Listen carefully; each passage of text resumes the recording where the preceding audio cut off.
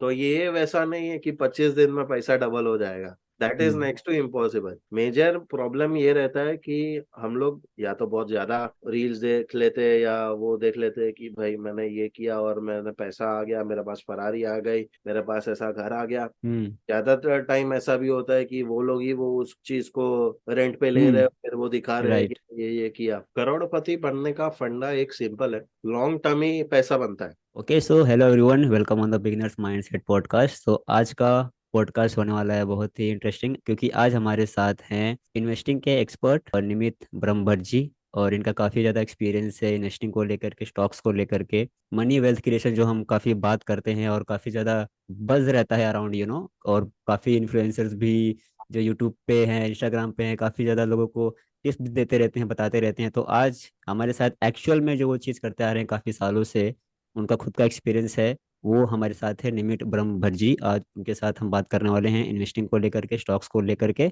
ये काफ़ी ज़्यादा बिजनेस भी इनके ये हैंडल करते हैं, और इन्वेस्टिंग को जैसे मैंने बताया बहुत एक्सपीरियंस हो चुका है, और इन्होंने बुक पब्लिश की है, और इसी के ऊपर आज हम बात करने वाले हैं, investing over cup of T. तो ये इन्हीं की बुक है, रिसेंटली पब्लिश हुई है। तो आज इसके ऊपर हम बात करने वाले हैं। काफ़ी इन डेप्थ बुक है, इजी टू रीड है, प्रैक्टिकल एडवाइसेस हैं, इनके खुद के एडवाइसेस हैं। तो हम इसी के बारे में आज बात करने वाले हैं। So welcome Nimit on the business mindset podcast. कैसे हैं आप? Thank you for inviting me. मैं एकदम बढ़िया हूँ। तो ये इन्वेस्टिंग का आप कितने साल से, आई थिंक आप बहुत पहले से ये करते आ रहे हैं, और खुद का एक्सपीरियंस काफ़ी ज़्यादा इसमें है, तो कितने सालों से आप ये करते आ रहे हैं स्टॉक्स में? स्टॉक्स में इन्वेस्टिंग में समझ रहा हूँ, मतलब जो मैंने बुक में भी लिखा है कि काफी छोटा था तब से कंपनीज में इंटरेस्ट था, क्या काम करते कैसे काम करते वो सब था। तो धीरे धीरे जैसे मेरा कॉलेज हुआ, ग्रेजुएशन हुआ, तो जी। बीए किया, उसके बाद अप्लाइड इकोनॉमिक्स, और उसके बाद हम्म। न्यू एंटरप्राइज क्रिएशन का स्पेशलाइजेशन। तो वो सब की वजह से बहुत डिटेल में समझ आया। और जब खुद बिजनेस करने लगा तो ज्यादा पता चल रहा है कि भाई ओके, स्टॉक तो सिर्फ प्राइस की वजह से अप डाउन जो हो रहा है, बट एक्चुअल पीछे क्या चल रहा है ओके, वो हाँ। समझ में आता है उनके बिजनेस पर्सपेक्टिव से, कि भाई ये एक्शन लिया तो उसका क्या रिएक्शन आएगा, कैसे होगा, स्टॉक प्राइस चेंज क्यों हो रहा है, क्या क्या हम्म। रीजन हो सकते हैं, पॉसिबल फैक्टर्स। तो वो सब मैं कुछ कॉलेज पास आउट 2019 मास्टर्स किया, तब से लगा हुआ हूँ। तो फैमिली का पोर्टफोलियो मैं मैनेज करता हूँ, ऐसा है। हम्म। क्या करता हूँ पोर्टफोलियो। सो हाँ। बिहाइंड द सीन्स एक्चुअली क्या है, तब आपने जाना जब आप एक्चुअल में, जब बिजनेस को आपने एकदम करीब से देखा, जब आप रन करने लगे, जब आप एक्चुअल सब सारी चीज़ें समझने लगे, तब आपने समझा कि वो एक्चुअली जो स्टॉक्स पिकिंग का भी जो एक फंडा होता है, यहाँ से स्टार्ट होता है कि हम कंपनीज को कैसे एनालाइज करें, और ताकि उस बेस के ऊपर हम अपने स्टॉक्स को पिक करके उसमें इन्वेस्टिंग करें। मतलब कि मैं ये आपसे जानना चाहता हूँ कि कैसे कोई अगर स्टार्ट करना चाहे अभी, तो आपकी बुक तो काफ़ी सिंपल से सिंपल वे में है, और आई थिंक ये पूरा पॉडकास्ट अभी एक बिगनर लेवल पे होएगा, तो हम चीज़ों को एकदम सिंपल लेवल पे रख करके समझने की कोशिश करेंगे, क्योंकि काफ़ी लोग फर्स्ट टाइम ये पॉडकास्ट को देखेंगे भी और समझने की कोशिश करेंगे, और उनके अंदर एक कॉन्फिडेंट आएगा इन्वेस्टिंग को लेकर के। तो हमें चीज़ों को काफ़ी सिंपल रखेंगे, और होपफुली आप इजीली सबको समझा पाएंगे। तो ये जो इन्वेस्टिंग का फंडा है, अगर कोई स्टार्ट करना चाहे, तो काफी लोगों के मन में अफरेड ये होता है, कि डर होता है कि कैसे हम करें स्टार्ट। तो क्या माइंडसेट रहना चाहिए अगर वो कोई फर्स्ट अपना जो एक एक एम्प्लॉय समझ लो भी, उसकी जॉब लगी है फर्स्ट, और उसकी सैलरी आई है, इन हैंड सैलरी फर्स्ट आई है, तो उसको क्या अप्रोच करना चाहिए इन्वेस्टिंग को लेकर के फर्स्ट? पहला तो मतलब अप्रोच यही होना चाहिए कि मेरा जो खर्चा है मैं मतलब फालतू चीजों पे ना करूं। पहले से ओके। सेव करने की थोड़ा बहुत, ऐसा नहीं है कि बहुत ज्यादा ही सेव करना चाहिए, जितना भी हो पाए ऑन एन इंडिविजुअल लेवल वो थोड़ा बहुत सेव करना चाहिए। फिर उसके बाद आता है इन्वेस्टिंग का, कि कहाँ इन्वेस्ट करूंगा, कैसे करूंगा। वो भी इंडिविजुअल के जरूरियात के हिसाब से पूरा होगा, कि भाई हम्म। मुझे शायद इंश्योरेंस का रिक्वायरमेंट ज्यादा हो तो मैं पहले इंश्योरेंस लूंगा, पहले जो सर्वाइवल की नीड्स है वो सब खत्म करूंगा, फिर मैं जाके कुछ भी समझ नहीं है तो म्यूचुअल फंड्स लूंगा, या तो फिर हम्म। ज्यादा समझ है तो मैं स्टॉक्स इंडिविजुअल पिक करना शुरू करूंगा। तो पूरा जो जर्नी रहता है वो मेरा इंडिविजुअल नीड कैसा है उसके हम्म। हिसाब से पूरा कस्टमाइज रहेगा, कि सबके लिए वो सेम नहीं हो सकता, सबके लिए पूरा वो डिफरेंट कस्टम टेलर मेड वही रहेगा। हम्म। तो जर्नी है, तो मतलब अगर मैं एज एन एम्प्लॉय अगर बात करूं कि मेरा शुरू हुआ है, तो मेरा मेन बिहेवियर ये रहना चाहिए कि मैं ऑब्जर्व करूं। मैं ट्रैवल कर रहा हूं तब लोग क्या पहन रहे हैं, किसकी बातें कर रहे हैं, क्या गैजेट्स यूज कर रहे हैं, मैं किस में ट्रैवल कर रहा हूँ। हम्म। जैसे आप कौन से सिटी में से हो अभी? मुंबई। मुंबई, ठीक है। तो मुंबई में आप ट्रैवल कैसे करते हो? मोस्टली ट्रेन्स हो गया, और काफ़ी बार कैब्स भी ले लेते हैं, उबर वगैरह, ओला, ये सब ठीक चीज़ें। है। तो आप एक हम्म। तो उबर यूज कर रहे हो, ओला यूज कर रहे हो, आप वॉच कौन सी पहनते हो? वॉच तो अभी मैं कोई पहनता नहीं। ओके। फिर ईयरपॉड्स जो आपने लगाए हैं, वो जी। कौन सी कंपनी के है? एप्पल के हैं।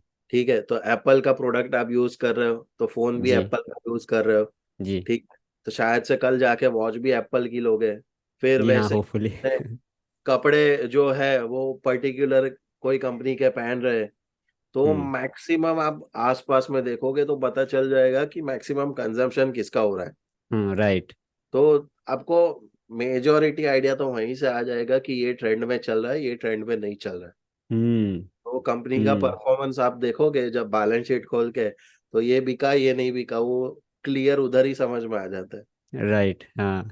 तो इसमें नंबर देखो कि नहीं देखो कोई सेंस नहीं बनता, नंबर सिर्फ यही बताएगा कि कितना ज्यादा बिका या कितना कम बिका है। पर हम्म। मार्केट ट्रेंड तो आपको आसपास ही देख के समझ में आएगा। हम्म।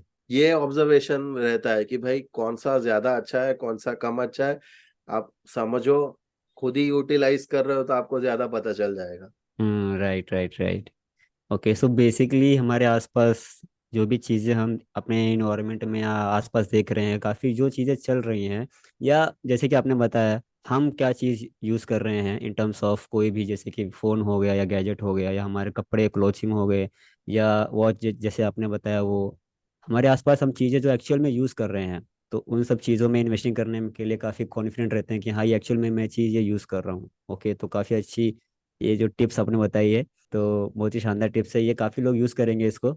ओके, सो एक्चुअल में जो जब हम इन्वेस्टिंग की बात करते हैं, तो क्या ये इन्वेस्टिंग एक वन ऑफ द वेज होना चाहिए कि बिल्डिंग वेल्थ, क्योंकि काफ़ी ज़्यादा तरीके भी हैं वेल्थ क्रिएशन के, लेकिन ये one of the ways also कि इन्वेस्टिंग भी होनी चाहिए उसके अंदर, और इसमें कितना टाइम, अगर हम टाइम पीरियड की भी बात करें, तो कितना टाइम मतलब यूजुअली होता है कि किसी को अगर वेल्थ क्रिएशन में करना है एक। इन्वेस्टिंग मतलब आप किसी में भी इन्वेस्ट करो, मैं सिर्फ स्टॉक मार्केट की बात नहीं करता। आप ओके। इन्वेस्ट करोगे तो ही वेल्थ बढ़ेगा। आप रियल एस्टेट में जाओ, गोल्ड लो, बॉन्ड्स लो, फिर स्टॉक्स पिक करो, म्यूचुअल फंड्स करो, या खुद हम्म। का बिजनेस या किसी और के बिजनेस में भी इन्वेस्ट करो। अल्टीमेटली तो आप इन्वेस्ट ही कर रहे हो। राइट। ठीक है। तो हम्म। वेल्थ आपका उसी तरीके से बढ़ेगा। बात आई टाइम लिमिट की, तो फिर वो वापस इंडिविजुअल नीड पे जाता है कि मैं अपने थर्टीज में हूँ, मेरा फैमिली में भी वेल सेटल्ड है, मेरा एक दो बिजनेस चल रहा है, तो हम्म। मुझे करंटली उतना शॉर्ट टर्म के लिए वेल्थ गेन करने का मतलब नहीं है। मैं बीस राइट। तीस साल तक इन्वेस्टेड रह सकता हूँ किसी भी प्रोजेक्ट में या किसी भी कंपनी में। तो हम्म। मेरा टाइम लिमिट वैसे जाएगा। दूसरे किसी का शायद 4-5 साल का भी हो कि 4-5 साल के बाद ओके, मुझे ये खर्चा आने वाला है, मुझे इसके लिए पैसे चाहिए, तो मैं हम्म। पर्टिकुलरली उसी के लिए इन्वेस्ट कर रहा हूँ। और मेरा रिटर्न हम्म। भी उसी के हिसाब से डिफाइन होगा कि 5 साल में ये है, मेरा एक्स अमाउंट ऑफ खर्चा है, तो मुझे why hmm. Amount of return चाहिए, तो ही मुझे काम लगेगा वरना नहीं लगेगा। ओके। सो पर्टिकुलरली ये इंडिविजुअल के ऊपर ज़्यादा करके डिपेंड करता है, इंडिविजुअली क्या आपके गोल्स हैं इन्वेस्टिंग को लेकर के। वो हमेशा ओके। इंडिविजुअल के ही ऊपर डिपेंड करेगा, क्योंकि इन्वेस्टिंग कभी भी जनरलाइज नहीं होगा। आपका नीड और मेरा नीड, या जो भी लोग सुन रहे हैं उनका नीड कभी भी सेम नहीं होगा। हम्म। आपका रिटर्न एक्सपेक्टेशन और मेरा रिटर्न एक्सपेक्टेशन भी सेम नहीं होगा। राइट। टोटली अलग रहेगा। अच्छा, ये काफ़ी एक इंटरेस्टिंग सा क्वेश्चन और काफ़ी स्टूपिड सा भी हो सकता है, आई डोंट नो, बट ये क्या इन्वेस्टिंग से भी अगर काफ़ी लोग बात करते हैं, अगर हम देखें वीडियोस ऑनलाइन भी, और काफ़ी इंस्टाग्राम्स वगैरह पे लोग बनाते हैं कि करोड़पति बन जाते हैं इन्वेस्टिंग से, और भी एकदम शॉर्ट पीरियड ऑफ टाइम में, और काफ़ी लोग बना भी रहे हैं वीडियोस, तो क्या ये सही है और एक्चुअल में होता है ये? अब जैसे शॉर्ट पीरियड में काफी लोग हुए भी हैं, मेरे पीयर्स अच्छा। में भी ऐसा है एग्जाम्पल्स कि लोग हुए। हम्म। पर कौन से टाइम पे इन्वेस्ट कर रहे हो, मैंने वही बताया कि शॉर्ट टर्म के लिए कर रहे हो तो आपको पता होना चाहिए कि मैं एंट्री ले रहा हूँ इसमें, हम्म। और इतना रिटर्न आने के बाद मेरा एग्जिट। फिर अच्छा। वो ऐसा नहीं है कि मैं उसमें टिका रहूं, कि भले रिटर्न्स उसमें कम हुए जा रहे हैं पर मैं रुका हूं, तो वैसा नहीं होता। कुछ चीजें ऐसी होती है कि जैसे कुछ कंपनीज का मर्जर हो रहा है, जैसे लेटेस्ट एग्जांपल देखे तो आईडीएफसी बैंक और आईडीएफसी फर्स्ट बैंक का मर्जर हुआ वापस। पहले हम्म। अलग हुआ था तो एक वैल्यू दोनों कंपनी का अलग अलग क्रिएट हुआ, अब मर्ज हो रहा है हम्म। तो कंबाइंड वैल्यू क्रिएट होगा। जी। जैसे एचडीएफसी और एचडीएफसी बैंक दोनों का मर्ज जी। हुआ, तो उसका कंबाइंड वैल्यू बहुत ज्यादा हो गया। तो राइट। आपको बहुत पहले से पता होना चाहिए कि ओके चलो ये मर्ज होगा तो मैं शॉर्ट टर्म के लिए इसमें पैसा डाल देता हूँ, तो मेरा रिटर्न्स इतना पॉसिबिलिटी है कि 20-25%, मैं सिर्फ स्टॉक की बात कर रहा हूँ कि 20-25% मिल जाएगा। हम्म। वैसे काफी लोग क्रिप्टो करेंसीज में भी है। जैसे मैं कॉलेज टाइम पे था, क्रिप्टो करेंसीज में काफी लोग बोल रहे थे कि इन्वेस्ट करो इन्वेस्ट करो इन्वेस्ट करो। जो लोगों ने 2008 से किया और 2019 या 18 में बेच दिया, हाँ। राइट। वो तो कमा गए। उसके बाद जिसने लिया वो किसी ने कमाया नहीं है। राइट, राइट, हाँ। तो आपने बाय किया था क्रिप्टो करेंसी उस टाइम पे? नहीं, मैंने क्रिप्टो बाय नहीं किया। ओके। मैं एक्चुअली ये बिलीव करता हूँ कि क्रिप्टो एज अ प्रोडक्ट मुझे उसमें इन्वेस्ट नहीं करना है, बट एज अ टेक्नोलॉजी जो उसके पीछे चल रहा है, ब्लॉकचेन या है, मैं राइट, हाँ। पर्टिकुलरली उस पर ज्यादा ध्यान देता हूँ। हाँ, क्योंकि आपने पूरा एक होल चैप्टर जो है क्रिप्टो करेंसीज के ऊपर लिखा है इस हाँ, बुक में एक्चुअली। और आपने ब्लॉकचेन के बारे में बताया है, एकदम सिंप्लीफाई किया है कि क्रिप्टो करेंसीज क्या होती है, ब्लॉकचेन कैसे वर्क करता है, क्या उसके साइंस क्या है बिहाइंड ब्लॉकचेन। तो मतलब कि ये एक सही चीज़ जा रही है, यानी कि फ्यूचर के हिसाब से अगर क्रिप्टो करेंसीज देखे, ब्लॉकचेन देखे, तो ये सही चीज़ है अगर कोई इन्वेस्ट इसमें करना चाहे क्रिप्टो हम्म। करेंसीज में या ब्लॉकचेन में, तो ये सही चीज़ है। क्योंकि मैं एक कर सकते हैं इन्वेस्ट। ब्लॉकचेन तो क्या एक टेक्नोलॉजी है, जैसे सेंट्रल बैंक का भी डिजिटल करेंसी आ गया है, या डिजिटल हम्म। रूपी जिसको बोलते हैं। ठीक राइट। है, वो क्रिप्टो करेंसी ही है, बट इंडियन गवर्नमेंट का लीगलाइज्ड है। आप हम्म। बिटकॉइन देखोगे तो बिटकॉइन को गवर्नमेंट ना बोल रही है कि आप मत लो, तो उसको हम्म। लीगल वैल्यू नहीं दिया है, इसको दिया हुआ है। टेक्नोलॉजी कौन सी है, तो ब्लॉकचेन है। तो मैं एज एन इन्वेस्टर मैं ये देखता हूँ कि ब्लॉकचेन के ऊपर ज्यादा क्या चलेगा। ओके। क्योंकि वो एक डिसेंट्रलाइज भी हो जाता है, इसलिए शायद गवर्नमेंट उसको, ये भी एक वन आज ऑफ द वे ये आजकल रीजन तो है। वेबसाइट्स भी ब्लॉकचेन पे बनने लगे हैं, एप्स भी ब्लॉकचेन पे बनने लगे हैं। राइट। हाँ। तो फिर जो ये टेक्नोलॉजी यूज कर रहा है, जो लेटेस्ट टेक्नोलॉजीज यूज कर रहा है, मैं वैसे सारे प्रोडक्ट्स में या वैसी कंपनीज में इन्वेस्ट करूंगा, ना हम्म। कि जो बहुत ही वोलेटाइल है, जिसका पूरा डिमांड सप्लाई कुछ फिक्स नहीं है। हम्म। तो मैं राइट। वोलेटिलिटी कम रखता हूँ, और थोड़ा जो स्मूथ रहे, कि जो बेसिस फंडामेंटली स्ट्रांग हो, मैं उसमें ज्यादा इन्वेस्ट करता हूँ। आपका इन्वेस्टिंग पर्सनल फाइनेंस आप कैसे, आपका जो मैनेज करते हैं, आपका पोर्टफोलियो कैसा रहता है? क्या वो एसेट्स, मतलब किस किस एसेट्स में आप अभी इस टाइम इस वक्त इन्वेस्ट किए हुए हैं? क्या अलग अलग है क्रिप्टो करेंसीज, और या स्टॉक्स में ही है, सादा सब कुछ पैसा स्टॉक्स में है, या कैसे है आपका पोर्टफोलियो? ओवरऑल पोर्टफोलियो देखने जाए तो बिजनेस भी है खुद का, तो एक उसको भी पोर्टफोलियो में गिनते हैं। फिर उसके हम्म। अलावा जो रियल एस्टेट है वो भी है थोड़ा बहुत, फिर गोल्ड भी है, म्यूचुअल फंड्स भी है, और स्टॉक्स भी है, इंडिविजुअल स्क्रिप्ट्स। तो ये सब कुछ रहता है। ओके। तो ये पूरा वेरियस वेज में हम इन्वेस्ट करते हैं, तो एक काइंड ऑफ सेफ फील होता है कहीं ना कहीं, या कोई एक सेफ भी पर्टिकुलर होता है, चीज? क्योंकि क्योंकि क्या है कि कुछ ना कुछ तो आपको बैलेंस कर देगा। एक शायद से गिर रहा है तो दूसरा संभाल भी लेगा। राइट।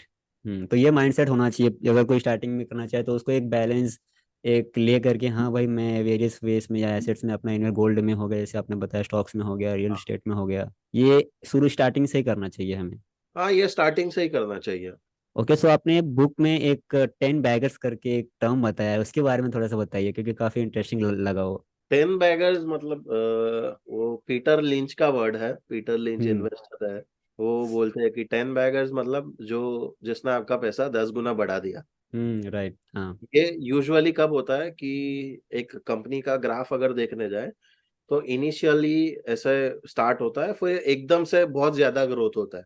वो जब ज्यादा ग्रोथ होता है ना, तभी आपको हम्म। मिलता है। यूजुअली ये प्राइवेट कंपनीज में मिलता है। आप देखोगे तो जैसे पेटीएम का जब स्टॉक लिस्ट हुआ, उसके हम्म। पहले ये लोग जो फंडिंग उठा रहे थे, ठीक है, तो पेटीएम का जब इनिशियली किसी ने फंड किया होगा, तो वो एक लेवल ऑफ स्केल हुआ उसका, फिर ज्यादा इन्वेस्ट किया तो उसका वैल्यूएशन बढ़ता गया, वैल्यूएशन बढ़ता गया, वो एकदम से बढ़ता गया। फिर $1 बिलियन हम्म। यूनिकॉर्न भी हो गया। तो वो जो राइट। लेवल से बढ़ा उसका, वो 10 बेगर्स की मेरा पैसा 10 गुना हो गया है कि नहीं हुआ। अब सेम चीज हम्म। स्टॉक मार्केट में बहुत मुश्किल है कि पता होना चाहिए कि ये इंडस्ट्री अब जाके एकदम से बूम होगा या कैसे होगा। तो जैसे मैं 2019 में मेरा पास आउट हुआ, तब से मैं उसके पहले से ही मैं क्लाइमेट चेंज बहुत चल रहा था, बट लोगों को इतना फोकस नहीं था उस पे। हम्म। तो मैं देख रहा था कि कौन सी कंपनी है, मैं एक्चुअली वाटर में देख रहा था कि भाई ओके। पानी में इन्वेस्ट करना मिल जाए तो मैं कर देता हूँ। हम्म। तो फिर वो ढूंढा पर उतना मिला नहीं। बट फिर जाके आया कि चलो एक अडानी ग्रीन है, तो उसमें इन्वेस्ट कर सकते हैं।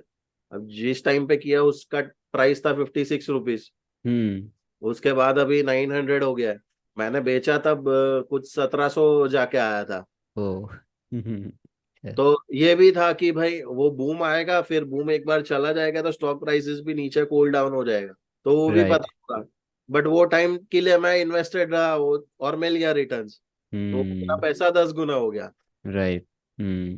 तो हम्म। उसको हम लोग 10 बेगर्स बोलते हैं। तो बेसिकली ये 10 बैगर्स है जो आपको 10x रिटर्न ला करके देगा कोई एक पर्टिकुलर स्टॉक, और उसको भी पिक करने की एक स्ट्रेटजी होती होगी। तो कैसे, मतलब थोड़े बहुत तो क्लू होते होंगे हाँ कंपनीज को लेकर के, हाँ ये स्टॉक्स जो है आने वाले समय में, आने वाले जैसे कि 10 ईयर्स 15 ईयर्स में ये मतलब कि बूम होने वाला है। तो ये कैसे एक स्ट्रेटजी होती होगी? ऐसा है, बहुत ऐसे तो काफी मुश्किल है। बट अगर देखने जाए तो जैसे 2019 के पहले गवर्नमेंट बोल रही थी कि सोलार लगाओ, सोलार लगाओ, सोलार लगाओ। अभी भी बोल रही हम्म। है कि सोलार लगाओ। अब गुजरात में तो काफी सारी जगह पे ऐसा हो गया है कि वो लोग ने सब्सिडी देना बंद कर दिया या परमिशन देना बंद कर दिया। क्यों? क्योंकि ओवर सब लोगों ही नहीं लगा दिया है। राइट। तो अब जहाँ पे नहीं लगा उसका प्रोजेक्ट तो चल ही रहा है। तो एक चीज है कि सोलार में तो अभी भी है। फिर आगे हम्म। जाके अभी हम लोग देख रहे हैं कि ईवी है एक सेगमेंट जो बूम आ सकता है। फिर राइट। फिर ट्रांसपोर्टेशन की बात करें तो अभी नया तो हाइड्रोजन भी आ गया है। अपनी तो उसमें बुक में काफी शेयर किया था इसके बारे में। हाँ, तो कि ग्रीन हाइड्रोजन पे या लिक्विड हाइड्रोजन पे अगर काम करना शुरू हो गए कई कोई हम्म। कार्स या उस पे, जैसे अशोक लेलैंड ने ट्रक निकाली है कि वो हाइड्रोजन पे चलती है। जी। बट अगर उसका मास प्रोडक्शन होने लगे तो शायद से ईवी की जरूरत नहीं पड़ेगी और हाइड्रोजन पे शिफ्ट हो जाएगा। हम्म। तो ये सब राइट। ऐसा है कि मल्टीपल फैक्टर्स है कि ये हो सकता है, वो भी हो सकता है। तो उसके हिसाब से फिर मैं एक कंपनी पिक करता हूँ कि ओके चलो ये कंपनी ठीक लग रही है, तो मैं इसमें इन्वेस्टेड रहता हूँ। ओके। हाँ, और ये काफ़ी इजीली अगर कोई, क्योंकि ये जो चीज़ आपने बताई अभी ये बुक में भी है, और आपने ईएसजी टर्म के बारे में बताया, इन्वायरमेंट और सोशल और गवर्नेंस को लेकर के, और हम ये तीनों जो है इसको भी माइंड में लेकर के अगर इन्वेस्टिंग के एक अप्रोच रहे तो काफ़ी हमको एडवांटेज देगी। हाँ, एक्चुअली ईएसजी, जैसे मेरा मानना ये है कि मैं दोनों साइड बताया है कि ईएसजी फंड्स भी आए हैं और हम्म। ESG is the best way to market something new जिसमें रिटर्न का गारंटी नहीं है। बट मैं हम्म। गिल्ट रहता हूँ कि भाई ओके। मैं ऐसी कम, क्योंकि हमारे पास तो वैसी कंपनीज थी। अभी आईटीसी तंबाकू भी बनाता है, और तंबाकू बनाने के लिए उसने फार्मिंग भी उतना सारा किया है, उसके लिए वो वाटर हम्म। हार्वेस्टिंग भी करता है। हम्म। तो उसको ईएसजी इंडेक्स में डाला हुआ है। तो दोनों अगर कौन से व्यू पॉइंट से देख रहे हो उसके हिसाब से फिर वैसा होगा कि एक तो मैं हार्मफुल सब्सटेंस बना रहा हूँ, सिगरेट और हम्म। उसके लिए तंबाकू बना रहा हूँ, और दूसरी साइड में फार्मिंग भी करवा रहा हूँ। तो एक नेगेटिव हम्म। स्क्रीनिंग में ईएसजी के स्टैंडर्ड से बाहर चला जाएगा, और कोई और देख रहा है फार्मिंग के पॉइंट ऑफ व्यू से, तो वो कोई इंडेक्स में फिट भी हो जाएगा। हम्म। बट हम्म। वो फिर वही है कि वो कंपनी आपको रिटर्न दे रही है कि नहीं दे रही है। राइट। तो एट द एंड यही है कि जो कंपनी आपको रिटर्न दे रही है, बल्कि ये आपको एक सोच करके चलना है कि हाँ ये भाई ये जो मैंने स्टॉक पिक किया है ये एक्चुअल में रिटर्न दे रही है कि नहीं। काफ़ी लोग बायस्ड रहते हैं कि थोड़ा बहुत नीचे स्टॉक्स होता है तो उसको हड़बड़ी में उसको सेल करते हैं, या फिर कुछ एक अर्जेंसी सी रहती है कि यार मैंने इसको इतने में खरीदा था, अब ये इतना हो गया तो मैं क्या करूं, क्योंकि उनका एक लॉन्ग टर्म व्यू एक होता नहीं है। अगर माइंडसेट से लेकर के चलें कोई अगर लॉन्ग टर्म व्यू, तो उसको स्टॉक्स में अगर इन्वेस्ट करना है लॉन्ग टर्म व्यू को ले ले करके, तो उसका एक अप्रोच क्या क्या रहना चाहिए? क्या उसको लॉन्ग टर्म एकदम एकदम रिसर्च बेस्ड जाना चाहिए, या एकदम लॉन्ग टर्म जैसे कि view 10-15 years? Long long term view में हमेशा रिसर्च बेस्ड ही होता है। एक फेथ होना चाहिए कंपनी पे कि वो क्यों गिर रहा है। गिर हम्म। रहा है तो उसका रीजन भी पता होना चाहिए। मेजोरिटी लोग सेल क्यों करते हैं कि स्टॉक प्राइस गिर गया, क्यों गिर गया तो पता नहीं है, बट काफी गिर गया है तो मुझे बेच देना चाहिए। वो हम्म। शायद से वही अपॉर्चुनिटी हो कि बाय भी करना चाहिए। हम्म। हम्म। हम्म। तो काफी बार ऐसा रहता है। हम्म। जैसे अभी रिसेंट एग्जांपल है, मैं अडानी में इन्वेस्टेड हूँ। मैं ओके। स्टॉक अभी रिकमेंड नहीं कर रहा, बट अडानी में इन्वेस्टेड हूँ। अब जब हाइडेनबर्ग का रिपोर्ट आया था तो मैं खुद भी रिपोर्ट्स पढ़ता हूँ उसके उसके काफी कैलकुलेशंस तो मुझे भी पता होते कि भाई ये कैसे काम कर रहा है बिजनेस। तो इतना एक्सपेंडिचर तो जाएगा, इतना लोन उठाए तो ये यूटिलाइज तो होगा ही, वो सब पता था। तो जब हम्म। रिपोर्ट आया और वो क्रैश हुआ तो मैंने सेल भी नहीं किया। हम्म। जबकि मेरे ऑलमोस्ट पीयर ग्रुप में बोल रहे थे कि बेच दे, मैंने बोला कोई जरूरत नहीं है, वो आ जाएगा अपने आप वापस ट्रैक पे। और हम्म। अभी आ भी गया है। राइट। एक रीज़न पता होना चाहिए एक्चुअली, एक रिसर्च बेस आपके दिमाग में रहना चाहिए कि हाँ एक्चुअल में जब आपने उस कंपनी के बारे में पूरा अबाउट उसके बारे में पूरा जाना रिसर्च किया है, तो आप उस वे में नहीं रहेगा कि हाँ अगर नीचे भी गिर रहा है तो आप वो अर्जेंसी में उसको सेल नहीं करेंगे, क्योंकि आपको पता है यार ये जो मैं इसमें एक्चुअल बिलीव करता हूँ कि यह चाहे वो जो भी टेक्नोलॉजी है, चाहे ये जो भी अगर फाउंडर्स जो बंदा है वो भी अगर कैसा है, उसके सारी चीज़ों के बारे में अगर आपने रिसर्च किया इन्फॉर्मेशन लिया है तो वो चीज़ आपके दिमाग में नहीं आएगी। तो ये भी वन ऑफ द रीजन सही है, एक आपने एग्जांपल दिया लोगों का, क्योंकि काफ़ी बार मैंने भी देखा है लोग हड़बड़ी में कोई भी स्टॉक्स आता है ऊपर नीचे होता है तो काफ़ी ज़्यादा उनमें वो होती है यार ये अब हमको रिटर्न्स नहीं मिलने वाले हैं, तो सेल करते हैं या बाय भी करते हैं उस हिसाब से लेकर के। सो अगर मैं एक क्वेश्चन ये काफ़ी रहता है लोगों में कि क्या वो अगर टेक्निकल एनालिसिस में जाए ज़्यादा करके लोग, और या फिर फंडामेंटल जो भी एनालिसिस होता है उसमें, क्योंकि बहुत बार भी ये चीज़ें आपको भी पता होगा कि काफ़ी लोग टेक्निकल एनालिसिस में काफ़ी वो होते हैं कि यार एक चीज़ें काफ़ी समझ में भी नहीं आती, और फंडामेंटल एनालिसिस भी रहता, तो दोनों भी अलग अलग चीज़ें हैं, तो क्या आपका अप्रोच रहेगा इस दोनों चीज़ों को लेकर के? दोनों एक्चुअली कंबाइंड तो एक एक जैसा ही है। टेक्निकल एनालिसिस में जो काफी लोग समझते हैं कि सिर्फ कैंडल स्टिक चार्ट या वो चार्ट यही होता है, तो सिर्फ उतना हम्म। नहीं है। टेक्निकल एनालिसिस में भी मैक्रो इकोनॉमिक फैक्टर्स होते हैं, माइक्रो इकोनॉमिक फैक्टर्स जो काम करते हैं। टेक्निकल एनालिसिस आप ऐसा समझ लो कि आप कंज्यूमर साइकोलॉजी पढ़ रहे हो कि ये चीज हुई इकोनॉमी में, यूक्रेन रशिया वॉर हुआ तो शायद से देश में से पैसा थोड़ा बाहर जाएगा, तो उसकी हम्म। वजह से स्टॉक प्राइस कम हो सकते हैं। तो ज्यादा क्या बेचेंगे, किस में जाएगा, तो वो सब आएगा इन शॉर्ट टर्म पीरियड, आप टेक्निकल एनालिसिस से पता कर पाओगे। फंडामेंटल हम्म। एनालिसिस वैसा रहेगा कि कंपनी फंडामेंटली स्ट्रांग है कि नहीं है, कि उसका जितना भी रूट्स है वो एकदम अंदर तक गया हुआ है कि नहीं है जमीन में। अगर वो हम्म। गया हुआ है तो फिर लॉन्ग टर्म में वो आपको चिंता करने की जरूरत नहीं है। शॉर्ट टर्म में आपको प्राइस में जब आप एग्जिट करने का सोच रहे हो तब जाके आपको वो होगा कि भाई चलो मैं टेक्निकली हम्म। एनालिसिस करके देखता हूँ कि भाई ये टाइम पे एग्जिट करना है, वो टाइम पे एग्जिट करना है। वो पर्टिकुलरली शॉर्ट टर्म के लिए रहता है कि एक साल के अंदर आप एग्जिट करना है, ये इन्वेस्ट करना, अगेन इन्वेस्ट करना, अगेन एग्जिट करना, वैसा आप ढूंढ रहे हो तो फिर ठीक है। बट फिर अगर आप एक ही कंपनी में रहने वाले हो, ठीक है, आप जैसे सपोज बजाज फाइनेंस में इन्वेस्ट किया, वो हर साल 18% CAGR पे रिटर्न दे रहा है, ठीक है, जनरली बाकी सारे स्टॉक्स में से आप निकलोगे तो 15-12% इतना देगा। तो फिर इसमें से निकल के मुझे कोई 18% देगा कि नहीं देगा वो भी पता होना चाहिए। हम्म। वो नहीं देगा तो निकलने का कोई मतलब नहीं है, क्योंकि निकल हम्म। रहे हो तो 2-3% तो तुम्हारे वैसे ही चलेगा टैक्सेस और उसमें। राइट। तो मेरा रिटर्न एक तो कम हो गया, मुझे प्रॉफिट बुकिंग की जरूरत नहीं है, मेरा खर्चा निकालने के लिए, तो भी मैं हम्म उसको एग्जिट नहीं करूं। मैं एग्जिट तभी करूंगा, जैसे मेरा पर्टिकुलर केस के लिए, कि जैसे मैं 30 साल तक होल्ड कर सकता हूँ, क्योंकि जरूरत नहीं है पैसा की। हम्म तो 30 साल के लिए मुझे, जब तक मेरा कंपनी का रिटर्न मुझे ऐसा लगेगा नहीं कि भाई ये मेरा रिटर्न एक्सपेक्टेशन सपोज 18% है, वो अभी दे रहा है 12% या 15%, और वो इससे ज्यादा नहीं जा पाएगा, तो मैं उसमें से एग्जिट कर लूंगा और दूसरी कंपनी में इन्वेस्ट करूंगा जो 18% दे रहा है। बट हम्म जो ऑलरेडी 18% दे रहा है, उसमें से मैं निकलने के लिए सोचूंगा नहीं कि भाई इसमें से हम्म निकलता हूँ, फिर शायद से इसका प्राइस गिरे तो मैं यही कंपनी बाय करने वाला हूँ, तो कोई सेंस नहीं हम्म बनता। राइट। वंडरफुल, काफ़ी सही तरीके से आपने समझाया ये।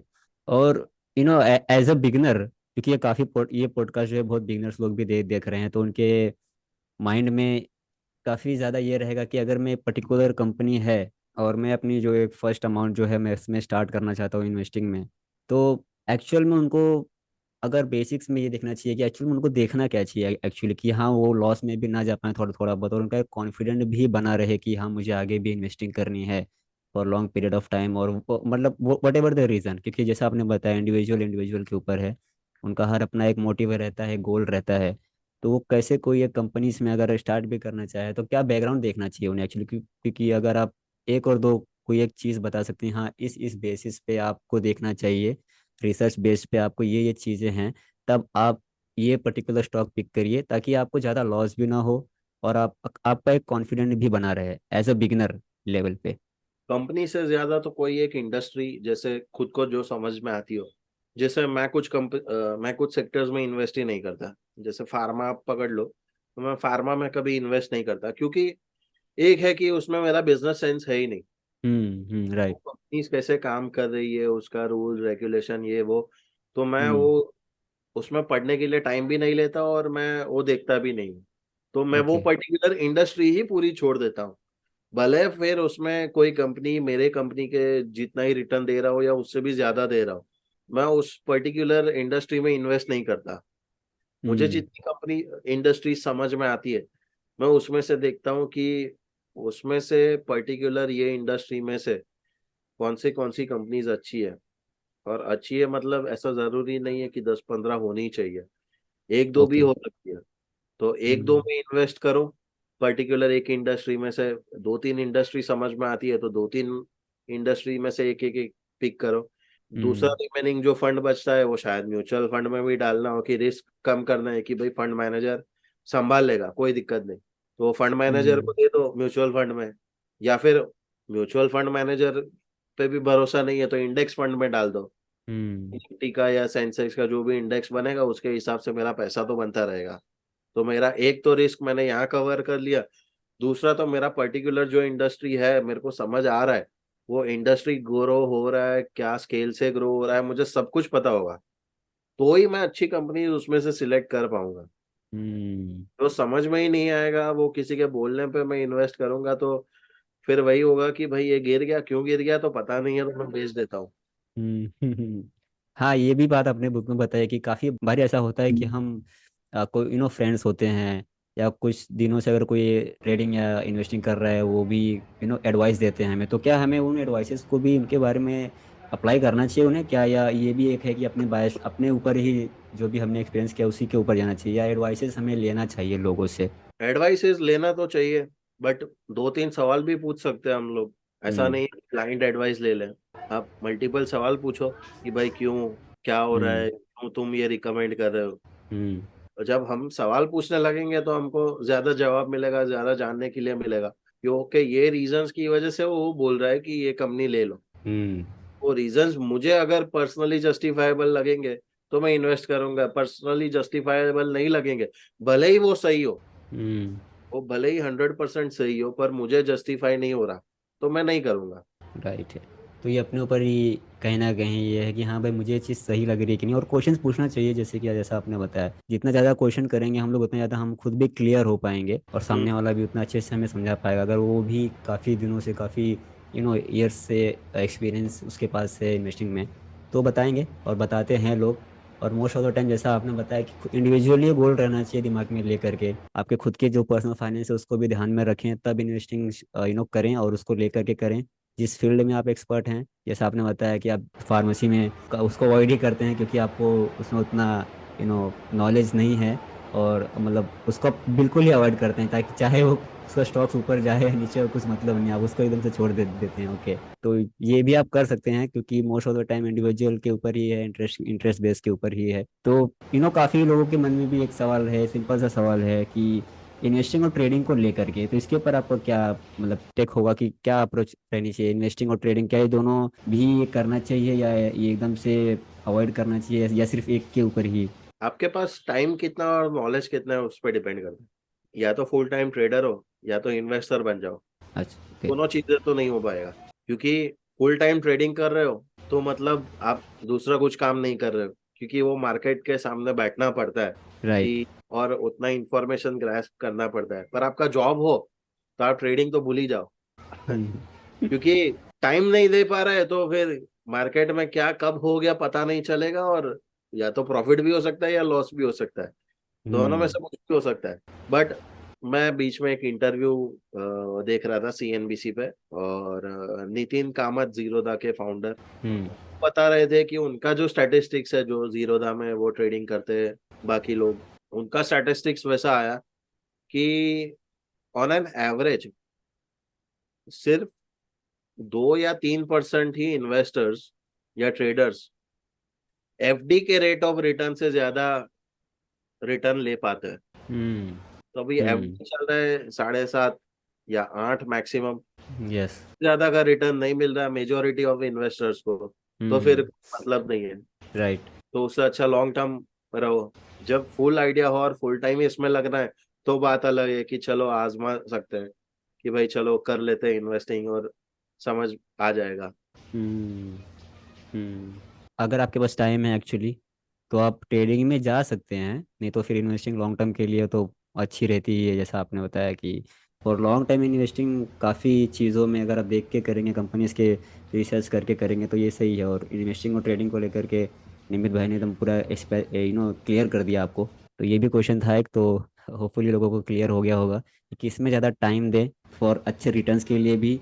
और चाहे आप ट्रेडिंग करना भी चाहें तो जैसा कि बताया कि अगर बस आपके पास टाइम है, सीखना चाहते हैं तो सीख करके अच्छे से आप देख सकते हैं कि हाँ मार्केट में क्या चल रहा है, रिटर्न्स कैसे आ रहे हैं लोगों को, जैसा कि नियमित कामत सर का एग्जांपल दिया अभी, तो वो भी आप देख सकते हैं कि रिटर्न बेस कैसा आ रहा है, क्या हो रहा है, टाइम भी कंज्यूमिंग है इसमें। नियमित भाई एक और क्वेश्चन है कि ये जो मल्टीपल एसेट्स जैसा आपने बताया कि हाँ आपने गोल्ड में भी किया है और स्टॉक्स में तो है ही है, रियल एस्टेट है, बिजनेस है आपका, तो ये एक्चुअल में अगर कोई किसी को अगर पोर्टफोलियो अपना देखना है, मैनेज करना है, तो ये जो गोल्ड, मतलब गोल्ड तो एकदम से बोला जाता है कि भाई एकदम से इन्वेस्टिंग के लिए नंबर वन पे अगर आता है, अगर if I am not wrong कि हाँ भाई गोल्ड में काफ़ी ज़्यादा अच्छे भी रिटर्न्स होते हैं, कि तो आपके ऊपर क्या क्या मतलब इसका एग्जांपल है कोई, अगर दो तीन टिप्स देना चाहें गोल्ड के ऊपर? गोल्ड में मैं एक्चुअली फिलहाल अभी वैसे रिटर्न्स देखने जाए प्राइस रिटर्न के अलावा, तो सिर्फ जो गवर्नमेंट जो गोल्ड बॉन्ड्स लाती है हम्म। उसमें 2.5% पर एनम का रिटर्न आता है, कि जिसमें हम्म। तुमको गोल्ड फिजिकली नहीं रखना पड़ता बट उसका सर्टिफिकेट आ जाता है और तुम्हारे डिमांड में दिख जाता है। तो एक ये रिटर्न है, उसके अलावा प्राइस रिटर्न तो जो आएगा वो आएगा। But over a period of time gold से भी ज्यादा ये देखा गया है कि हमेशा बिजनेसेस जो होते हैं हम्म। या इंडिविजुअल स्टॉक्स बोलो, वो हमेशा ज्यादा कमा के देते हैं, क्योंकि बिजनेस का काम ही यही है कि भाई वो ग्रो हो। गोल्ड क्या है हम्म। कि हम लोग एक हेज लेके चलते हैं कि भाई शायद से कुछ लॉस हुआ या कहीं इमीडिएट लिक्विड फंड की रिक्वायरमेंट हुई तो मैं गोल्ड यूज कर सकता हूँ, या तो उस पर लोन भी ले सकता हूँ। But hmm. बिजनेस का तो स्पेसिफिक यही है कि भाई उसके शेयर होल्डर को अच्छे से अच्छा रिटर्न देना है। हम्म। तो मेजोरिटी जो आपको बेस्ट या लाइफ में जो बेस्ट रिटर्न्स देगा वो आपको किसी और के बिजनेस, या तो स्टॉक मार्केट बोलो या तो प्राइवेट हम्म। इक्विटी जो होता है, आप खुद किसी कंपनी में इन्वेस्ट करो जो प्राइवेट हो, या स्टार्टअप में इन्वेस्ट करो, वही लोग दे सकते हो। उससे ज्यादा कोई और रिटर्न नहीं दे पाएगा। राइट। अच्छा, ये इंटरेस्टिंग सा क्वेश्चन है कि क्या आप एडवाइस देंगे, वन ऑफ या दो तीन एडवाइस ऐसे आपकी रहेगी, कोई यंग ऑडियंस एकदम से है, वो ज़्यादा रहते हैं इन्वेस्टिंग में कि कोई हमको एडवाइस दे जो कि हम उसके ऊपर एक बेस्ड रहें, और करोड़पति बनने को लेकर के इन्वेस्टिंग में काफ़ी ज़्यादा लोग, क्योंकि मैंने जैसे क्वेश्चन मैंने अपने इंस्टाग्राम पे की डाला था भाई, हम मैं इंटरव्यू करने वाला हूँ आपके साथ, तो आपके मन में क्या क्वेश्चन है आप बताइए। तो काफ़ी लोगों का ये क्वेश्चन था, मतलब कि बहुत लोगों ने क्वेश्चन ये किया कि हमें करोड़पति बनना है इन्वेस्टिंग में। तो आप पूछिएगा कि कोई वन ऑफ या टू, दो तीन एडवाइस अगर उनके पास होगी ऐसी जो काफ़ी ज़्यादा एक्सपीरियंस है, तो हमें ज़रूर बताएं, हमें शेयर करें और उनको जाननी है। तो एक करोड़पति बनने का फंडा क्या है, आप दो तीन अगर एडवाइस दें लोगों को, यंग ऑडियंस को, बेसिकली जो ट्वेंटीज में है अपने। करोड़पति बनने का फंडा एक सिंपल है, लॉन्ग टर्म ही पैसा बनता है। आप हम्म। जिसको भी फॉलो कर रहे हो, वॉरेन बफेट का नाम तो सबने सुना होगा। वॉरेन बफेट का पैसा डबल तभी हुआ जब वो 49 या 50 ईयर्स के हुए। हम्म। उसके पहले वो धीरे धीरे बढ़ रहा था, फिर जो कंपाउंडिंग स्टार्ट हुआ वो 50 साल के हुए तब हुआ। राइट। तो ये वैसा नहीं है कि 25 दिन में पैसा डबल हो जाएगा। That is hmm. Next to impossible. Major problem ये रहता है कि हम लोग बहुत, या तो बहुत ज्यादा रील्स देख लेते हैं या वो देख लेते हैं कि भाई मैंने ये किया और मैंने पैसा आ गया, मेरे पास फरारी आ गई, मेरे पास ऐसा घर आ गया। हम्म। ज्यादातर टाइम ऐसा भी होता है कि वो लोग ही वो उस चीज को रेंट पे ले रहे हैं, हम्म। फिर वो दिखा रहे हैं कि राइट। ये किया, उसी से वो लोग का अर्निंग्स आ रहा है, क्योंकि वही काम है उन लोग का। But right. अगर बिजनेस में सिंपल सी चीज है, स्टॉक को अगर स्टॉक की तरह ना देखो और बिजनेस की तरह देखे। एक हम्म। बिजनेस को सेटअप होने में हम लोग, जैसे गुजरात में बोलते हैं कि कोई भी धंधा ने 1000 दिवस आपवा જોઈએ, कि 1000 दिन तो देना पड़ेगा कोई भी बिजनेस को। पहले हम्म। तो 1000 दिन के लिए तुम पैसा डालो, फिर 1000 दिन के बाद वो तुमको पैसा कमा के देगा बिजनेस। तो वही है, राइट। मैं 1000 दिन तो दे रहा हूँ तो 3 साल तो मेरे चले गए। ठीक है, राइट। 3 साल के बाद वो मैं रिटर्न्स एक्सपेक्ट कर रहा हूँ कोई नए बिजनेस में से। तो नए बिजनेस में से धीरे धीरे धीरे करके रिटर्न्स आ रहा है। तो आप जो एस्टेब्लिश्ड बिजनेस है उसमें भी 1000 दिन देख के देख लो, हम्म। बस उतना 1000 दिन के लिए इन्वेस्टेड रहो, आपको पता चल जाएगा कि भाई ओके हम्म। रिटर्न कैसा आ रहा है। और राइट। तो 1000 दिन में ऐसा भी नहीं है कि एक ही टाइम पे लाख रुपए डाल दिए। आप हम्म। एसआईपी करते जाओ, म्यूचुअल फंड है वो भी 20 कंपनीज लेके आते हैं, उसमें 50% कुछ 5-10 कंपनी को दे देते हैं, बाकी रिमेनिंग को वेटेज देते हैं। उसमें इन्वेस्ट करो, आप 1000-1000 रुपए करो। और हम्म। बेस्ट चीज आपको, अगर वेल्थ मतलब करोड़पति बनना है तो फिर एक टाइम फ्रेम डिसाइड कर लो कि भाई मैं इतने साल का हूँ, मेरे पास इतने ही साल है, और मैक्सिमम 18% और मिनिमम 12% उसके बीच हम्म। में रिटर्न होना चाहिए। उस 18 से ऊपर अनरियलिस्टिक एक्सपेक्टेशन हो जाती है, राइट। और 12 से नीचे का मतलब नहीं है, क्योंकि सेंसेक्स भी उतना दे रहा है। हम्म। तो इन दोनों के बीच में अगर रिटर्न एक्सपेक्टेशन हो तो फिर मैं यूजुअली ग्रो का एसआईपी कैलकुलेटर सजेस्ट करता हूँ। आप खुद ही अच्छा। गूगल करो, ग्रो के एसआईपी कैलकुलेटर में वो सम डालो कि आप कितना इन्वेस्ट कर पाओगे हर महीने, कितना रिटर्न एक्सपेक्टेशन है, और कितने हम्म। साल के लिए, तो आपको वो तुरंत बता देगा कि भाई इतने टाइम में आप करोड़पति। हम्म।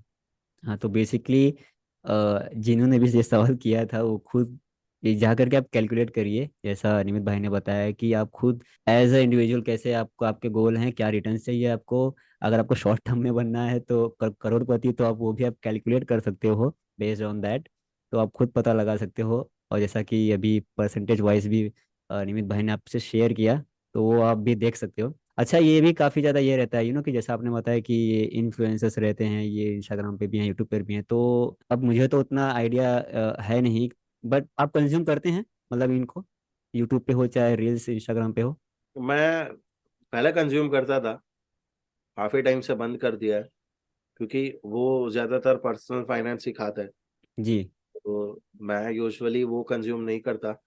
बट मेरा कंजम्पशन मेजरली डॉक्यूमेंट्रीज में रहता है, फिर एजीएम्स में या समिट जो हो, जो हम्म। 2-2 3-3 घंटा आराम से जाता है, तो मेरा कंजम्पशन उसमें रहता है। अच्छा। अच्छा। और मेजर कंजम्पशन पढ़ने में ही रहता है, बुक्स में। अच्छा, तो इंटरेस्टिंग है। तो आप कुछ बुक्स शेयर कीजिए हमारे ऑडियंस के साथ, जो इन्वेस्टिंग में लेकर के हो, चाहे मनी मैनेजमेंट को लेकर के हो, पर्सनल फाइनेंस में लेकर के हो, जो आपने पढ़ी है, जो आप चाहते हैं कि हाँ और भी लोग पढ़े, यंग ऑडियंस पढ़े, जाने इसके बारे में। कुछ हैं आपके पास रिकमेंडेशंस? एक तो मनी मैनेजमेंट के लिए आप शुरू करोगे तो एक तो स्टॉक मार्केट का तो मेरी बुक खुद की है, investing over a cup of T. Yes yes. दूसरी है एकदम सिंपल हम्म। पर्सनल फाइनेंस समझना हो तो मोनिका हलाल की है लेट्स टॉक मनी। राइट। फिर एक वॉरेन बफेट की है स्नोबॉल करके, द स्नोबॉल इफेक्ट, वो पढ़ ओके। सकते हैं। फिर हम्म। कंपनीज कैसे काम करती है, तो अभी एक्चुअली वो बुक बैन हो गई है, अच्छा। The Prince of polyester, Dhiru भाई अंबानी पे है। ओके। सो इंडिया में बैन है इस वक्त? अब वो मिलती ही नहीं है अभी, वो अच्छा। आपको ऑनलाइन क्या कहीं से रीजन था? मिलता है। बैन बैन करने का क्या रीजन उसमें था? उसमें कुछ ऐसा चीजें भी बता दी थी क्या, मतलब क्या रीजन था बैन करने का? बैन करने के तो क्या रीजन होते हैं कि क्यों बैन कर लिया, क्योंकि सच पूरा बाहर था। अच्छा। एक ओके। कंपनी कैसे ग्रो हुआ, उसका ट्रूथ, उसके पीछे कितने लोग लगे थे, ओके। हम्म। कैसे कंज्यूमर्स आए, कैसे वो पैसा रेस किया, सब कुछ था। ओके, पूरा टोटली ओपन बुक बुक में था सब कुछ। हाँ। अच्छा अच्छा अच्छा। ओके। और आपके अलग अलग कोई वेज, जैसे कि बुक्स आपने बताया आप इंफॉर्मेशन लेने के लिए बुक्स पढ़ते हैं, और कोई वेज है क्या आप और भी चीज़ें देखते हैं, कोई मीडियम अलग से इंफॉर्मेशन लेने के लिए? मैं यूट्यूब देखता हूँ, ओके। यूट्यूब देखता हूँ। फिर मैं जैसे बोला डॉक्यू सीरीज देखता हूँ, वो कोई भी ओटीटी पे आ जाए तो वो मैं देख लेता हूँ। बट मेजरली आजकल तो मैंने फाइनेंस पे और उस पे भी बुक्स पढ़ना बंद कर दिया है। मैं यूजुअली अब ऑटोबायोग्राफी पढ़ता हूँ या बायोग्राफीज पढ़ता हूँ, या तो जिससे कंज्यूमर साइकोलॉजी पता चले, हम्म। तो हम्म। ये सब पढ़ता हूँ। क्योंकि अब फाइनेंस में एक लेवल आ गया है कि भाई इससे ज्यादा मैं कुछ भी करूँ, इससे ज्यादा कुछ डिटेल में होगा नहीं। हाँ ओके ओके। ओके, तो आपको भी समझ में आएगा कि हाँ इससे ज़्यादा तो इसमें रहेगा नहीं, क्योंकि मैंने ऑलरेडी ये चीज़ें कहीं ना कहीं मुझे पता है थोड़ा हाँ। इन्फॉर्मेशन इसके बारे में, तो आइडिया हो जाता होगा आपको। हाँ। फिर वही है कि तो फिर बिजनेसेस में क्या डिसीजंस लिए, क्या क्रिटिकल हम्म। सिचुएशन थी, ये सब फिर मैं समझने का ट्राई करता हूँ कि भाई हम्म। वो बढ़ा तो क्यों बढ़ा। तो आप बाकियों को भी एडवाइस करेंगे कि हाँ भाई, ये जैसा आपने बताया अभी कि जो चीज़ें आप कंज्यूम करते हैं, ये चीज़ इन्फॉर्मेशन ले करके हमें तब हमको रेडी रहना चाहिए, हाँ कोई भी स्टॉक्स में इन्वेस्ट करने के लिए, कोई भी अगर वो इंडस्ट्री में हो या कोई भी कंपनी से बेस्ड हो। कोई भी स्टॉक में लेने से पहले मैं एक बार रिकमेंड करूंगा कि हर एक कंपनी का एक ट्रांसक्रिप्ट आता है आजकल, तो कंपलसरी है, तो उसकी वेबसाइट पे, हर एक कंपनी के वेबसाइट पे मिल जाएगा। ये ट्रांसक्रिप्ट में ये बातें होती है कि जो फंड मैनेजर्स है या एनालिस्ट है, उनका कंपनी के जो इन्वेस्टर रिलेशन जो सेंटर रहता है कंपनी का, उनके साथ हम्म। क्या बातें हुई, या कंपनी के मैनेजमेंट के साथ क्या बातें हुई कि भाई मार्केट में ये सिनेरियो है तो आप क्या स्टेप्स ले रहे हो, हम्म। फिर आप ग्रो करने के लिए क्या स्टेप्स ले रहे हो, तो वो सब बातें रिटर्न फॉर्मेट में होता है। ओके। जो यूजुअली क्वार्टरली एनालिसिस, मतलब क्वार्टरली रिटर्न्स के साथ तो मिलता ही है। तो एक बार वो भी पढ़ ले तो ज्यादा समझ में आ जाएगी कि ओके, कंपनी ऐसे ग्रो करने वाली है, कंपनी का ये इन्वेस्टमेंट प्लान है, कंपनी का शायद से लॉस हुआ है तो पर्टिकुलरली ये रीजन से लॉस हुआ है कि जो उसके हम्म। कंट्रोल के ही बाहर था, या उसके कंट्रोल में था फिर भी लॉस हुआ, हम्म। वैसा भी हो सकता है। या फिर उनको पहले से ही पता था कि भाई इतने साल के लिए तो हम लोग लॉसेस करेंगे, उसके बाद ही रिटर्न्स मिलेगा। तो ये सब हम्म। कुछ वो ट्रांसक्रिप्ट में हमको पता चल जाता है कि ओके, मैं ये कंपनी में अगर पैसा डाल रहा हूँ तो कल आके कुछ भी P&L में मुझे दिखेगा कि भाई ओके लॉस आ रहा है, ये हो रहा है, या प्रॉफिट भी इतना बढ़ गया है, तो क्यों हुआ है, तो मुझे पता चलेगा कि ओके कंपनी हम्म। मैनेजमेंट ये बोल रही थी, राइट। रिटर्न आया तो वो मैच हो रहा है। हम्म। ग्रेट। हाँ, ये चीज़ काफ़ी सही आपने बताई, लोगों के ध्यान में रहेगा कि हाँ ये, क्योंकि जब आपको चीज़ें ऑलरेडी पता रहती हैं तो कहीं ना कहीं आपको आपको वो चीज़ एक्चुअल में समझ में भी आती है कि हाँ ये आगे जाके कैसा होने वाला है, इसका प्लान ऐसा है, कंपनी ने ऐसा डिसीजन लिया है, बातें ऐसी हुई हैं कंपनी के अंदर, तो उनको कहीं ना कहीं पता होता है कि हाँ चलो, तो वो घबरा करके वो एक्शन नहीं लेते हैं। और अगर बेसिक्स तो मैं आपको बताना चाहूंगा कि जितनी भी ज़्यादा ऑडियंस सुन रही है, अगर बेसिक चीज़ें आपको पता करना है स्टॉक्स के बारे में, एकदम से एकदम बिगिनर लेवल पे, जैसा हम यहाँ बात भी कर रहे हैं निमित भाई के साथ, तो ये बुक तो आप जरूर जरूर पिक करिए। और निमित भाई, इसके अलावा जैसे कि आपने एकदम बेसिक्स में और भी अगर आपने बुक पढ़ी भी है स्टॉक्स वगैरह के ऊपर, तो वो भी अगर एक दो शेयर शेयर करना चाहें, जैसे कि टेक्निकल में भी हो गया, फंडामेंटल में भी हो गया, कंपनी बेस्ड हो गया, अलग से भी कोई अगर कुछ है तो आप शेयर शेयर करना चाहे तो आप ज़रूर बताइए। लेकिन ये तो बुक मैं ज़रूर गाइस, मैं लिंक में डाल दूंगा डिस्क्रिप्शन, आप ज़रूर चेकआउट कीजिए। जी। अलग से तो एक है कि गुड टू ग्रेट करके एक है, वो पढ़नी हम्म। चाहिए। फिर द लीन स्टार्टअप करके है, वो पढ़ना चाहिए।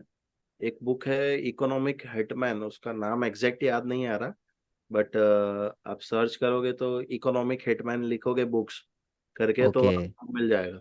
वो बहुत ही हम्म। इंटरेस्टिंग है। बाकी दो पढ़ो ना पढ़ो, ये तो पढ़नी चाहिए। अच्छा, उसमें उसमें एक्चुअली है क्या इकोनॉमिक्स हिटमैन में? उसमें इकोनॉमिक हिटमैन मतलब ये जैसे एक बहुत ही बड़ी एमएनसी है, कोई भी आप पकड़ लो, ओके। जो ऑयल प्रोडक्शन कर रही है, वो दूसरे देश में जाती है। तो दूसरे देश में वहां पे एस्टाब्लिश कैसे होते हैं, उनका सेटअप कैसे होता है। फिर गवर्नमेंट भी बीच में आती है, हम्म। गवर्नमेंट, फिर जो लोकल रेसिडेंट्स है वो लोग भी बीच में आते हैं। तो वो पूरी हम्म। इकोनॉमी को हैंडल कैसे करते हैं, वैसा सब। जैसे अब रीसेंट एग्जांपल देखो तो चाइनाज डेट ट्रैप, अगर लोगों ने सुना हो कि भाई हम्म। जैसे श्रीलंका को काफी सारा डेट दिया हुआ था, तो उसके हम्म। पोर्ट सब चाइना यूज करता है, जिसमें श्रीलंकन को भी अलाउड नहीं है कि वो लोग एंटर हो सके। हम्म। क्योंकि मैंने डेट दिया ही उस इसीलिए कि मुझे पता है कि मैं उनका रिसोर्स पूरा यूटिलाइज कर पाऊंगा, और उनके पास रीपेइंग कैपेसिटी भी नहीं है, वो भी मुझे पहले से राइट। ही। तो भी मैं डेट दे रहा हूँ, तो वो डेट ट्रैप हो गया। तो ये सारी चीजें अलग अलग कंट्रीज की कहाँ पे कैसे हुआ, तो ये सब भी पूरा एक पिक्चर मिलेगा कि ओके ये भी रियलिटी एक चीज है कि ऐसा हम्म। होता है। राइट, ये इंटरेस्टिंग। बुक में बहुत इंटरेस्टिंग बुक है, इसमें पता चल जाएगा।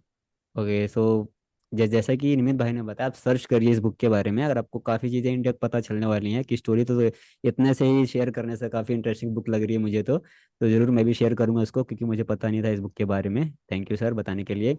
सो एक्चुअली जैसा आपने चाइना का भी जिक्र किया है, और उन्होंने उनका भी तो एक डिजिटल करेंसी है, आपने बुक में भी बताया है कि उन्होंने लॉन्च किया है, और उसके बारे में वो काफ़ी ज़्यादा उन्होंने एक्सपेरिमेंट भी किया इसको ले करके। तो ये सही चीज़ है या मतलब, क्योंकि वो तो सेंट्रलाइज काफ़ी ये होगा, और काफ़ी लोग बोलते भी हाँ तब तो चीज़ें ट्रैक्स भी हो पाएंगी, ट्रांजेक्शन्स वगैरह ये सब सारी चीज़ें।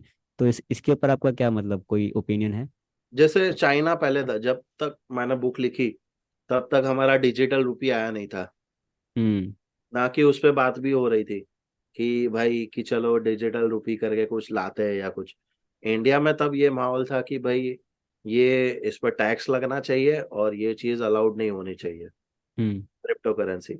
चाइना और कुछ दो तीन कंट्रीज वैसी थी, जैसे यूके डॉर है, जिसने बिटकॉइन पूरा एक्सेप्ट ही कर लिया as a legal currency. China है कि मैं खुद की क्रिप्टो करेंसी ला सकता हूँ, मैं टेस्ट करके देखता हूँ कि भाई कैसे काम लग रहा है, कैसे हो रहा है। फिर हम्म। इंडिया में आरबीआई ने लॉन्च किया डिजिटल रूपी, तो पहले तो जो बॉन्ड मार्केट्स है उसमें ट्राई करके देख लिया।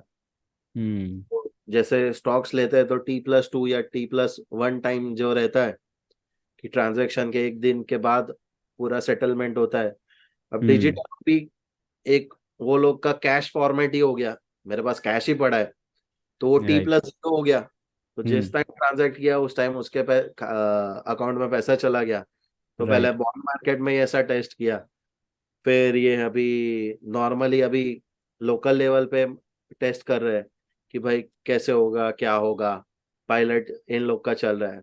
अभी रिसेंटली एचडीएफसी बैंक का भी मैसेज आया कि आपको अगर कैश फॉर्मेट में डिजिटल रुपी रखना हो तो आप रख सकते हो। ओ। तो यानी कि एक सही चीज़ है, अगर देखा जाए तो काफ़ी चीज़ों में भी, अगर डिजिटल रुपये एक मतलब आने वाला भी ये टाइम, मतलब लोगों को अडॉप्ट करने में काफ़ी समय थोड़ा जाने वाला है, लेकिन फिर भी जो इनिशिएटिव है वो सही है।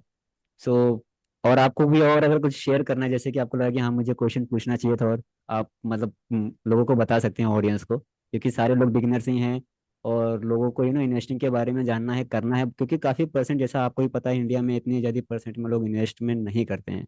तो उनके लिए आपको अगर कुछ मैसेज हो देना हो कि हाँ स्टार्ट करिए, क्योंकि ये काफ़ी ज़्यादा सही चीज़ है एक आपका वेल्थ क्रिएशन में, क्योंकि बैंक में पैसा हम रखते हैं, आपको ही पता है, सेविंग्स में रखते हैं, तो आने वाले समय में वो डिक्री उसका वैल्यू जो है कम होता ही है इन्फ्लेशन की उससे। मतलब आपका लास्ट मैसेज क्या होगा कि लोगों को क्यों ये करना चाहिए, और ये अच्छी चीज़ है। लास्ट मैसेज, क्योंकि सब लोग यंग ऑडियंस है, तो आपका क्या मैसेज रहेगा लास्ट? लास्ट मैसेज ये है कि क्यों करना चाहिए वो तो, वेल्थ बढ़ाने के लिए तो एक पहली चीज है। उसके अलावा अगर आप देखो कि नहीं, मैं कोई और एग्जांपल दूं कि नहीं, वेल्थ के अलावा मेरे पास कोई और एक्सक्यूज हो, तो वो कोई एक्सक्यूज नहीं है। इन्वेस्ट हम्म। इसलिए करते हैं क्योंकि मेरा वेल्थ बढ़े, मैं अच्छे से खा सकूं, घूम सकूं, मुझे जो करना है जिस टाइम पे करना है मैं वो कर सकूं। और हम्म। सपोज बिजनेस कर रहा हूँ तो मेरे पास रिटर्न्स आ रहा है, तो वो बिजनेस भी एक इन्वेस्टमेंट है। अगर जॉब कर रहा हूँ और मैं किसी और के बिजनेस में इन्वेस्ट कर रहा हूँ, स्टॉक में या किसी में, तो वो हम्म। एक रिटर्न लाइफ टाइम आता रहे, कि मेरा राइट। कुछ भी बंद ना हो, मेरा जो लाइफस्टाइल चल रहा है वो मैं आसानी से कर पाऊँ। और इसके लिए इन्वेस्टमेंट क्या है, कैसे होता है, गवर्नमेंट के गाइडलाइंस क्या है, रूल्स एंड रेगुलेशंस क्या होते हैं, ये सब इन्वेस्टर, एज एन इन्वेस्टर, आपको पढ़ते रहना चाहिए रेगुलर बेसिस पे। सो गाइस, जैसा कि आपने देखा है, सारी सिंपल सी चीज़ें हैं। जैसा निमित भाई ने बताया, पूरी चीज़ें आपको अगर स्टार्ट करना है तो एक माइंड में लेकर के चलिए, वेल्थ क्रिएशन को लेकर के, कि हाँ, और जितनी जल्दी हो सके स्टार्ट करना है, वो आपके ऊपर है, इंडिविजुअली इंडिविजुअल के ऊपर है, उनके गोल्स क्या हैं, उनका माइंडसेट कैसा है। हाँ भाई, मुझे इतने अमाउंट इन्वेस्ट करना है अपनी सैलरी में से, या जैसा भी आपका प्लान हो। So thank you so much Nimit भाई, आपका हमारे यहाँ आने के लिए, हमारे बीच आने के लिए, और ऑडियंस को इन्वेस्टिंग के बारे में इतनी सारी चीज़ें बताने के लिए। और गाइस, ये बुक जो है ऑलरेडी अभी आई थिंक 10 जुलाई बहुत ही रिसेंट में पब्लिश हुई है। हाँ तो बहुत। Investing over a cup of T, तो जरूर जाइए, मैं लिंक डिस्क्रिप्शन में डाल दूंगा, वहाँ से चेकआउट कीजिए। काफ़ी सिंपल वे में है, काफ़ी आपको कई बार लगता है कि बहुत मोटी बुक्स लिख देते हैं इन्वेस्टिंग के ऊपर, अरे यार के कैसे पढ़ेंगे, क्या होगा, इतनी सारी चीज़ें समझ में नहीं आती हैं। बहुत ही सिंपल सी बुक है, बहुत ही प्रैक्टिकल एडवाइसेस है इसके अंदर हैं, छोटी बुक है। आई थिंक आप एक दिन में अगर इसको पढ़ेंगे तो आप बिल्कुल ख़त्म कर देंगे, काफ़ी कुछ भी टेक्निकल नहीं है। तो मैं लिंक डिस्क्रिप्शन में डाल दूंगा, आप वहाँ से चेकआउट कीजिए जरूर। Thank you so much Nimit भाई, आपका यहाँ आने के लिए हमारे साथ, और इतनी सारी वैल्यूबल चीज़ें शेयर करने के लिए, thank you so much. Thank you.